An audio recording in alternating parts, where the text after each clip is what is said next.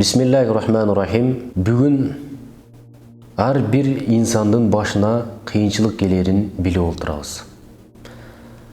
Siz baysız mı, gedeysiz mi, büt bağırının başına kıyınçılık geledi. Oğur müşkül geledi. Oşol kıyınçılıklardan çığı, же болбосо ошонун жолдорун издөө, кантип ушул кыйынчылыктан чыксам болот деген инсандар дагы абдан көбөйдү. Мына ошолордун чыга турган бир жолун пайгамбарыбыз саллаллаху алейхи вассалам айтып өткөн. Тагыраагы мына ушул сиздин башыңызга кыйынчылык келген болсо, ошол кыйынчылыктардан кантип чыксак болот? Бул тууралуу дагы пайгамбарыбыз саллаллаху алейхи вассалам айтып өткөн. Сиздин кыйынчылыгыңыз Юнус алейхиссаламдын кыйынчылыгынан, Юнус алейхиссаламдын мүшкүлүнөн дагы оор болбосо керек. Анткени Юнус алейхиссаламды кит жутуп алган. А бүгүн сиз акыл калчап көрүңүзчү. Эгерде мындай терең ойлоно турган болсоңуз, бүгүнкү күндө сиз деңизде жүрсөңүз бир кит жутуп алды дейли. Сиз ошол киттин ичинен тирүү чыгасызбы? Же болбосо ошол денеңиз киттин ичинен чыгабы, чыгышы мүмкүнбү? Бир күн дагы ичинде жашай албасаңыз керек эле. Бул биздин акылыбыз мына ушундай. Акылыбыз ушундай нерсени кабыл алат. Демек, Юнус алейхиссалам дагы ошол кыйынчылыктардан чыккан. Мына ушул дуанын негизинде, ушул дуанын артында. А бүгүн сиз ошол өзүңүздүн көйгөйүңүздү, өзүңүздүн кыйынчылыктарыңызды Юнус алейхиссаламдын кыйынчылыгынан дагы оор көрүп атасызбы? Эгерде ал кыйынчылыкка салыштыра турган болсоңуз, сөз түрдө сиздин кыйынчылыгыңыз андан 1000 эсе жеңил.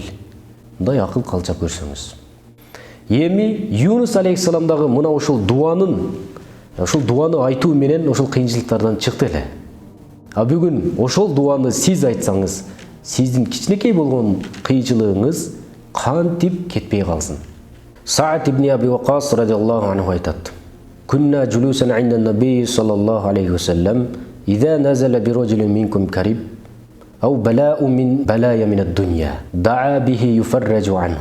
Пайгамбарыбыз саллаллаху алейхи вассалам силердин бириңерге кыйынчылык же бул дүйнө балелерден кутула турган бир дуа жөнүндө кабар берейинби? Ошол дуа жөнүндө айтып берейинби деди. Анан сахабалар айтышты: "Бала, я Расулаллах." Эй Аллахтын элчиси, айтыңыз, ал кандай болгон дуа деди. Факил дуау зиннун. Бул Зиннундун дуасы. Тагыраак айтканда, Юнус алейхиссаламдын дуасы мына ушул дейт. Эгерде ушул дуаны кыла турган болсоңуз, башыңызга кандай кыйынчылык, бале келсе дагы, андан Кудай Таала оолак кылат. Ал дуа: "Ла илаха илля анта субханака инни кунту миназ-залимин." О Аллахым, сенден башка сыйынууга татыктуу илах жок. Сен бүткүл кемчиликтерден аруусуң, таза затсың. Чындыгында мен зулум кылуучулардан болдум. Дал мына ушул маанидеги дуа. Дагы бир жолу: "Ла илаха илля анта субханака инни кунту миназ-залимин." Мына ушул дуаны күн сайын кылып жүрүңүз. Башыңызга кандай кемчилик, кандай кыйынчылык, кандай бале келсе дагы, иншаалла Кудай Таалам кетирет.